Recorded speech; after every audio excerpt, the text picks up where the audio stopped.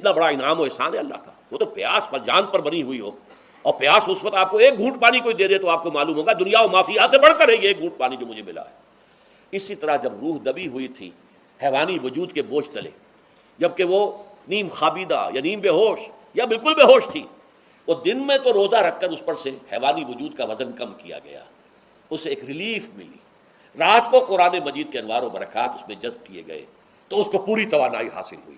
اس پوری توانائی کا پہلا نتیجہ تشکر, قرآن کا شکر.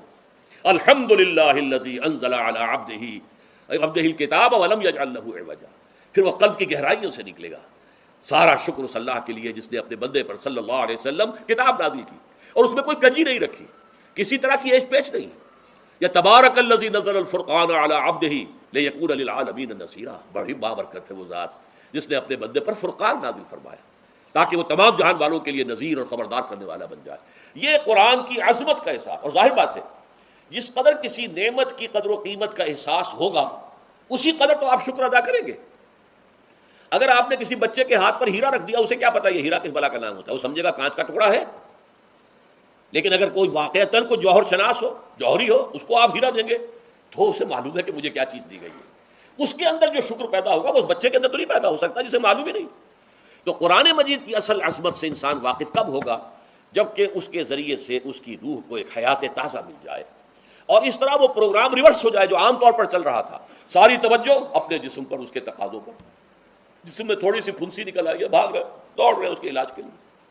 کوئی اور مرض لاحق ہو گیا, بھاگ رہے ہیں دوڑ رہے ہیں اس کے علاج کے لیے. بڑی بڑی فیسیں بھی دے رہے ہیں. ساری جسم کی پرواہ ہے نا. روزانہ نہا رہے ہیں اور اچھے سے اچھا صابن لا کر نہا رہے ہیں, وہ جسم کی پرواہ ہے نا, اس کی دیکھ بھال ہے. روح کی طرف توجہ ہی نہیں.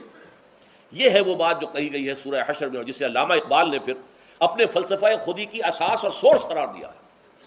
وَلَا تَكُونُوا كَالَّذِينَ نَسُوا اللَّهَ فَأَنسَاهُمْ أَنفُسَهُمْ أُولَٰئِكَ هُمُ الْفَاسِقُونَ. دیکھو اے مسلمانوں, ان لوگوں کے مانند نہ ہو جانا جنہوں نے اللہ کو بھلا دیا تو اللہ نے انہیں اپنے آپ سے غافل کر دیا, اور یہی لوگ فاسق و فاجر ہیں. یہ سوال پیدا ہوتا ہے کہ انسان اپنے آپ سے کہاں غافل ہوتا ہے؟ کیا اپنے وجود حیوانی سے غافل ہوتا ہے؟ کیا بھوک لگتی ہے تو وہ ادھر ادھر منہ نہیں مارتا, غذا کو حاصل کرنے کے لیے کوشش نہیں کرتا؟ پیاس لگتی ہے تو کیا پانی یا کوئی اور مشروب تلاش نہیں کرتا؟ کوئی بیماری لاحق ہوتی ہے تو کیا اس کے علاج کی طرف توجہ نہیں کرتا؟ اسے آرام کی حاجت ہوتی ہے تو آرام نہیں لیتا؟ اپنے اس وجود سے تو غافل نہیں. کون سے وجود سے غافل ہوا ہے؟ وہ روحانی وجود سے غافل ہے. بھول گیا کہ میرے اندر روحانی وجود بھی ہے اور اس کا تعلق ذات باری تعالیٰ کے ساتھ ہے. اس نے سمجھا کہ میں بس حیوان ہوں, نرا حیوان ہوں, اپنے اس وجود کی اصل حقیقت ہی سے بے خبر, غافل. چنانچہ آج کے دور کا سب سے بڑا المیہ کیا ہے؟ ڈاروین کے نظریے کے جو اثرات پیدا ہوئے ہماری معاشرت پر, ہماری سوچ پر, ہمارے فکر پر, ہمارے فلسفے پر, ہماری سوشولوجی پر, وہ کیا ہے کہ ہم بھی نرے حیوان ہیں. اللہ اللہ خیر سلام. یہ سب سے بڑی محرومی ہے اس دور کی کہ انسان اپنے اصل شرف سے خود ہی مستعفی ہو گیا. ہمارا کوئی وجود ہے ہی نہیں روحانی وغیرہ. روح کسے کہتے ہیں ہم نہیں جانتے, بس یہ جسم ہے. ہم اللہ کو نہیں جانتے کون ہے کون نہیں ہے. ہوگا ہم تو اس کائنات کو جانتے ہیں. ہم روح سے واقف نہیں, ہم تو اپنے جسم کو واقف ہیں. آخرت واخرت سے ہمیں کچھ پتہ نہیں, شاید ہو شاید نہ ہو, کچھ پتہ نہیں, لیکن یہ زندگی تو ہے, اسے ہم جانتے ہیں. یہ ہے آج کے انسان کا سب سے بڑا المیہ, اور یہ ہے ماس اسکیل کے اوپر ارتداد. ذہنی طور پر مرتد ہو چکے ہیں انسانوں کی عظیم اکثریت مرتد ہو چکی ہے. یہ ہے در حقیقت کہ روزہ جو ہے اس پروگرام کو آ کر ریورس کرتا ہے. دن میں کھانے پینے, جنسی تقاضے پر پابندی, وہ وجود حیوانی کا وزن کچھ کم ہوا. روح جو دبی ہوئی تھی, یا سسک رہی تھی, یا بے ہوش تھی, یعنی مردہ تھی, اسے کچھ ریلیف ملا.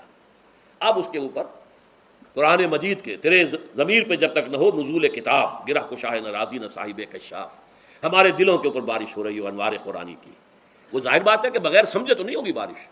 وہ تو آپ کو سمجھ رہے ہوں گے تو بارش ہوگی, ورنہ تو یہ ہے کہ ٹھیک ہے میں پہلے بھی عرض کر چکا ہوں, آپ کو ثواب تو ملے گا, لیکن یہ ہے کہ وہ اصل مقصد قرآن کی عظمت کا قلب کی گہرائیوں سے اعتراف جو ہے, اور اس پر اللہ کا شکر تو ادا ہوگا. لعلکم تشکرون, جبکہ قرآن مجید جو ہے آپ کے قلب کے اوپر نازل ہے, اس کا مفہوم نازل ہے. اچھا, اس کا دوسرا نتیجہ کیا نکلتا ہے؟ جب وہ روح جو ہے وہ ہوش میں آئے گی, اس کو حیات تازہ مل گئی, وہ اپنے اصل مرکز اور منبع اور سرچشمہ کی طرف جو ہے متوجہ ہوگی. عربی زبان کا ایک مقولہ ہے, کل شیء یرجع الی اصلہ, ہر شے اپنی اصل جڑ کی طرف جو ہے لوٹتی ہے. ہمارا وجود حیوانی زمین سے زمینی کی طرف لوٹتا ہے, یعنی مرنے کے بعد زمینی میں چلا جائے گا. اور نمبر دو, دنیا میں بھی زمینی خواہشات, زمینی تمنائیں, آرزوئیں وہ ہیں وَلَٰكِنَّهُ أَخْلَدَ إِلَى الْأَرْضِ، جیسے کہ سورہ وہ کہا گیا ہے بلعام بن باعورہ کے بارے میں سورہ اعراف میں، وہ تو زمین ہی کی طرف دھنستا چلا گیا۔ ہماری روح کا منبع اور سرچشمہ ذات باری تعالیٰ ہے، وہ امر رب ہے، لہذا فوراً انسان اپنے رب کی طرف متوجہ ہوتا ہے۔ یہ اللہ کی طرف متوجہ ہو جانا اور پھر اس سے ہم کلام ہونا اور اس سے دعا کرنا، یہ ہے روزے کا اصل مقصد۔ جب صیام اور قیام رمضان مبارک کا دوہرا پروگرام ہوگا تو روح انسانی یا انسان کا حیوانی وجود اپنے مرکز کی طرف مائل پرواز تھا، حسن، اس کو کہہ لیجئے اپنے مرکز کی طرف مائل پرواز ہے۔ روح ہر شے اپنے اصل کی طرف لوٹتی ہے، لہذا یہ اللہ کی طرف متوجہ ہوگی۔ یہ اللہ تعالیٰ کی طرف متوجہ ہونے کا معاملہ دنیا میں رہا ہے کہ لوگ کہیں جنگلوں میں جا کر تپسیاں کر کے، غاروں میں بیٹھ کے، بڑی بڑی ریاستیں کر کے کیا چاہتے تھے؟ مجھ کو ہے تیری جستجو، مجھ کو تیری تلاش ہے، خالق میرے کہاں ہے تو، مجھ کو تیری تلاش ہے۔ میں نے یہ نظم جو ہے تقریباً 6 سال جو ہے ہر روز صبح، ہمارا جو ہائی اسکول تھا اس میں جو صبح پریئر ہوتی تھی، لوگ سب جمع ہوتے تھے، پورا اسکول جو ہے اس کے ہمارے طلبا، تو یہ نظم جو ہے پڑھی جاتی تھی، مجھ کو ہے تیری جستجو، مجھ کو تیری تلاش ہے، خالق میرے کہاں ہے تو، مجھ کو تیری تلاش ہے۔ روح انسانی چاہتی ہے اللہ کا تقرب، اللہ کے قریب ہونا، اللہ سے رشتہ استوار کرنا۔ یہ وجود حیوانی حائل ہے اس کے راستے میں، یہ حیات دنیاوی اس کے لیے پنجرا بن گئی ہے، اس روح کے لیے یہ ایک ادر حقیقت قید خانہ ہے۔ جیسے کہ حضور نے فرمایا کہ دنیا سجن المومن وجنت الکافر، مومن کے حق میں یہ دنیا قید خانہ ہے، اس کی روح جو ہے یہاں آ کر اس جسد حیوانی کے اندر جو ہے وہ دفن ہو گئی ہے، قید خانہ ہے، اس پنجرے میں بند ہو گئی ہے۔